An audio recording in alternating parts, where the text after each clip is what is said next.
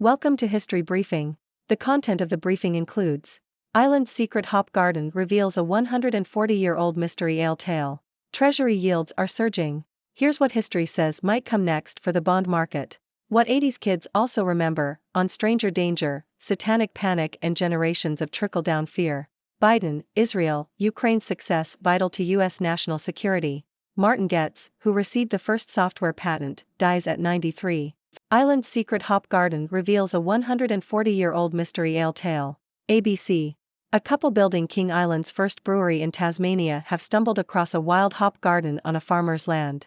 Corey and Sarah Brazendale met on an icebreaker to Antarctica 11 years ago and decided to build a brewery that would produce beer specific to its location. They were introduced to Peter Bowling, the island's oldest farmer, who invited them to visit his farm, where they discovered a hidden garden of wild hops. The couple harvested the hops and used them to brew their first beer, named Local Ale, which has been a hit with the island's population. The origins of the hops remain a mystery, but they are believed to be an early East Kent Golding hop variety, developed in England in the late 1700s. The Brazendales plan to replant the hops on several sites around King Island to preserve them for the future. Treasury yields are surging. Here's what history says might come next for the bond market. Yahoo! The yield on the 10-year Treasury has reached 5%, the highest level in 16 years. Market data and intelligence firm Contigo says this is in line with inflation expectations, and history suggests yields are appropriate for the medium term. Contigo's principal of applied research, Christoph Schahn, said the recent surge in consumer prices and Russia's invasion of Ukraine has correlated stock and bond prices, with both assets falling as interest rates rise. He added that the yield investors are likely to look for is between 1.9 and 2.1 times inflation expectations, implying a nominal yield of between 4.7% and 5.1%. What 80s kids also remember, on stranger danger, satanic panic and generations of trickle-down fear. Yahoo! The fear of child abduction has been instilled in American society for decades. The author recounts his own experience of momentarily losing his daughters during a Christmas parade and how that moment of panic was shaped by the cultural atmosphere of the 1980s. The cases of Eton Patz and Adam Walsh, both young boys who were abducted and murdered, became national news stories that fueled the fears of parents across the country. The 80s were marked by moral panics, including the Satanic Panic, in which people became convinced that Satanists were lurking everywhere, and the fear of serial killers, such as Ted Bundy and David Berkowitz. These fears were further exacerbated by the Cold War, the struggling economy, and the rise of crack cocaine. The author argues that this culture of fear had a lasting impact on American society, leading to an overemphasis on safety and security, as well as a punitive approach to criminal justice. Despite the decline in actual child abductions, the fear of such incidents still lingers today, shaping the way parents raise their children and the policies implemented to protect them. Biden, Israel, Ukraine's success vital to U.S. national security. Yahoo! U.S. President Joe Biden has emphasized the importance of continuing support for Ukraine and Israel, saying it is a matter of national security. He announced plans to send Congress an urgent funding request for aid to both countries, with a proposed package of $60 billion for Ukraine and $10 billion for Israel. Biden dismissed Russian President Vladimir Putin's claims that Ukraine would not survive without Western military aid, stating that the U.S. would not withdraw its support. He warned that allowing Russia to erase Ukraine's independence would embolden aggressors around the world. Martin Getz, who received the first software patent, dies at 93. New York Times. Martin Getz, the man who received the first U.S. patent for software, has died at the age of 93. Getz's patent, which he received in 1968, was for data sorting software for mainframes. At the time, software had not been viewed as a patentable product and was bundled into mainframes like those made by IBM. Getz patented his own software to prevent IBM from copying it and putting it on its machines. Getz's patent helped to open up the software market and led him to become a vocal champion of patenting software. He argued that the programs that instruct computers on what to do were often as worthy of patents as the machines themselves. Getz was also involved in the opening up of the software market when his company, Applied Data Research, filed an antitrust lawsuit against IBM in 1969. IBM agreed to the unbundling of its equipment and software in June 1969. Getz was inducted into the Mainframe Hall of Fame and was named an unsung innovator of the computer industry by Computer World in 2007. Is reconciliation really dead? ABC. Aboriginal people in Australia are grieving the failure of the recent referendum on constitutional recognition, saying that reconciliation is now dead.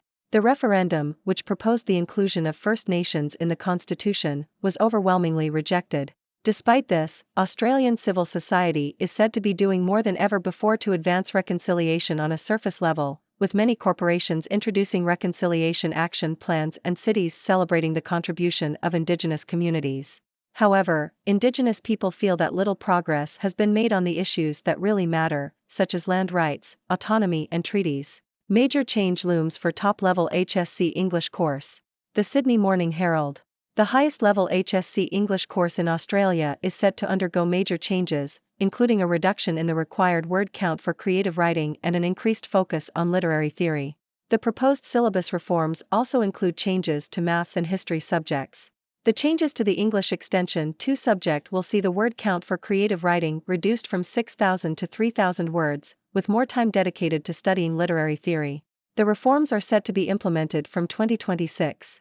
The proposed syllabus changes for maths and history subjects are also set to be released for consultation. For Charlton, the Munich disaster was an ending and a beginning. Yahoo! The recently announced death of Bobby Charlton, who won the World Cup with England and was the leading light in Manchester United's first European Cup win, saw the passing of a man who spent much of his career mourning the loss of his teammates and friends in the Munich air disaster.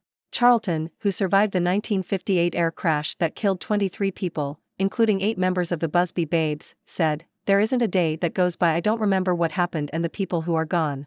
Bobby Charlton, a soccer great, dies at 86. New York Times. Bobby Charlton, one of the greatest soccer players in history, has died at the age of 86. Charlton won the World Cup with England in 1966 and had a successful career with Manchester United. He was known for his powerful shooting and goal-scoring ability. Charlton's career was also marked by tragedy, as he lost 8 of his teammates in a plane crash in Munich in 1958. Despite the devastating event, Charlton showed resilience and continued to play. He was regarded as a gentleman of soccer and was later named a director and ambassador of Manchester United. Scotland dig reveals ruins of huge tomb. The Guardian. Archaeologists have discovered the remains of a 5,000-year-old tomb in Orkney. The tomb measures over 15 meters in diameter and contains a stone structure accessed via a 7-meter-long passage. 14 skeletons, including some of children, have been found inside one of the 6 cells. The tomb was uncovered by Dr. Hugo Anderson Wymark, Senior Curator of Prehistory, Neolithic, at the National Museum Scotland and Professor Vicky Cummings of Cardiff University.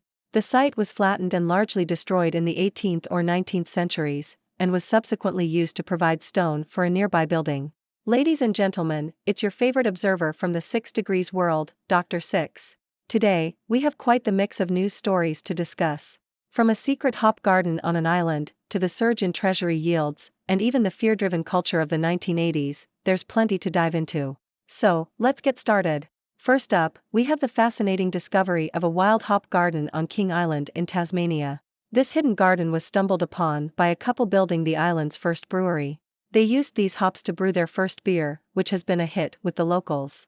The origins of these hops remain a mystery, but they are believed to be an early East Kent Golding hop variety.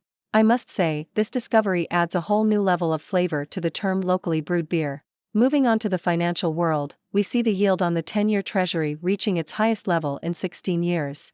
According to Contigo, this surge is in line with inflation expectations, and history suggests that yields are appropriate for the medium term. It seems that the recent surge in consumer prices and Russia's invasion of Ukraine have correlated stock and bond prices, with both falling as interest rates rise. So, buckle up, folks, because the bond market seems to be in for an interesting ride. Now, let's take a trip down memory lane to the 1980s. Ah, the good old days of stranger danger, satanic panic, and trickle-down fear. The fear of child abduction was instilled in American society, fueled by national news stories of abducted and murdered children.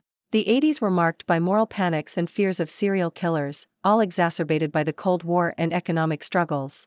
This culture of fear had a lasting impact on American society, shaping the way parents raise their children and the policies implemented to protect them.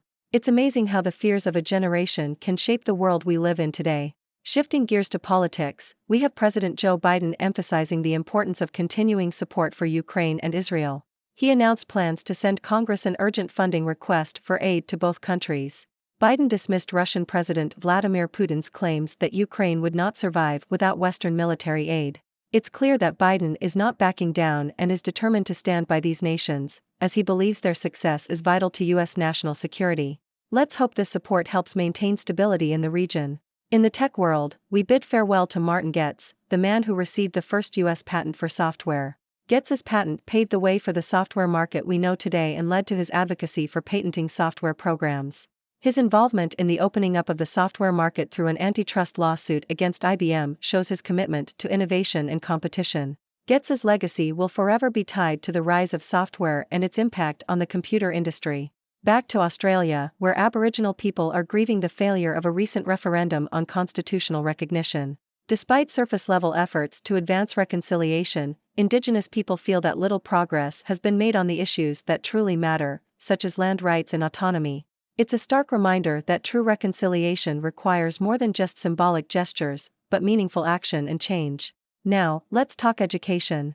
The highest-level HSC English course in Australia is set to undergo major changes, including a reduction in the required word count for creative writing and an increased focus on literary theory. These reforms aim to provide a more comprehensive understanding of literature, while still allowing students to express their creativity. It's always interesting to see how educational curriculums evolve and adapt to the changing times.